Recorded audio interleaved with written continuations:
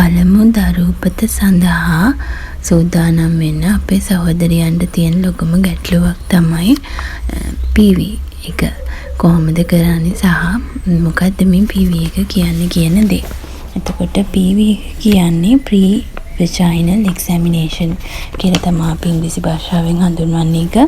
එතකොට වෛද්‍යවරයා විසින් අපි VOG විසින් ඇඟිලි දෙකක් දාලා බලනවා අපේ ගැප් කෙල කොච්චර ඕපන් වෙලාද කියලා. ඒකෙදි දරුවා පහළට ඇවිල්ලාද, ගැප් කෙල යට එන්න අවශ්‍ය ප්‍රමාණයට විවෘත වෙලාද, දරුවගේ ඔළුව පිටුපස හැර වෙනත් කොටස්, ඒ කියන්නේ තට්ටම, අතපය පිකිනි වෙලාදී පහළට ඇවිද්ද සහ මව ලේබර් රූම් එකට දාන්න ප්‍රමාණයට ගැප් කෙල ඕපන් වෙලාද සහ බබාට කුස තුළ මල පහ ගිහින්ද වගේ දේවල්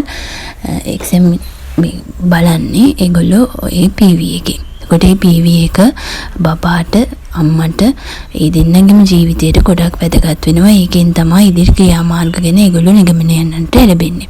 එතකොට එහිදී ඒගොල්ලෝ ඇඟිලි දෙකක් වගේ රූප රාමුවක් දාන්නම්. ඒ රූප රාමුව විතර ඇඟිලි දෙකක් උපයෝගී කරගෙන තමයි ඒක කරන්නේ. එතකොට ගොඩක් අය අහන දෙයක් තමයි මේක වේදනාකාරීද, ගොඩක් අපහසු. අපි සාමාන්‍යයෙන් ගැහණියක් කියන්නේ හැම දෙයකම තමයි අපේ ශරීරය නිර්මාණය වෙලා තියෙන්නෙම.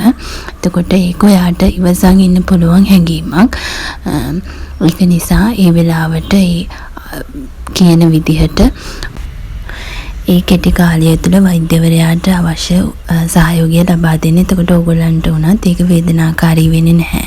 ඉතින් මේ වීඩියෝ එක දකින්න තව අම්මලා ඉන්නවා. ඉතින් මේ එක්ස්පීරියන්ස් එක තියෙන. එතකොට ඕගොල්ලන්ට ඒක ඕගොල්ලන්ගේ අත්දැකීමක් තියෙනවා නම් මේ වීඩියෝ එකෙන් බෙදා ගන්න. එතකොට ඒක අනිත් කෙනෙක්ටත් උදව්වක් වෙයි.